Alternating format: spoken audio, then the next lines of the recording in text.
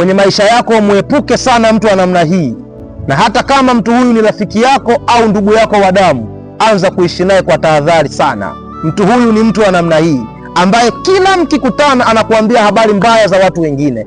Kesho ukikutana naye anakuambia jana fulani alikusema hivi, juzi wakina fulani walikusema hivi. Cha kwanza, mtu wa namna hii muulize swali, wakati hawa watu wananisema vibaya, wewe ulikuwa wapi? Na wewe ulifanya nini wakati hawa watu wananisema vibaya, na wakati mimi ndugu yako na unanipenda kiasi cha kwamba umechukua habari walizonisema na umeniletea? Nataka kujua wakati hawa watu wananijadili kwa mabaya, wewe ulifanya nini na ulichukua hatua gani? Muulize. Kwa nini uchukue tahadhari juu ya mtu huyu? Ni kwa sababu kama watu wanakusema mbele yake na anakuja kukuambia, mtu huyu simfurahie wala ukamwona mwema, maana siku ulimi wako utakapoteleza na kinywa chako kitakapoongea vibaya juu ya mtu fulani, atachukua kama yalivyo. Kama huyu mtu anaweza kachukua habari za watu wengine kukuletea wewe, hawezi kusita kuchukua habari zako mbaya na kwenda kuzitangaza. Kama huyu mtu anatangaza udhaifu wa watu wengine kwako, hataacha kuchukua udhaifu wako na kwenda kutangazwa kwa watu wengine. Kwa hiyo mtu wa namna hii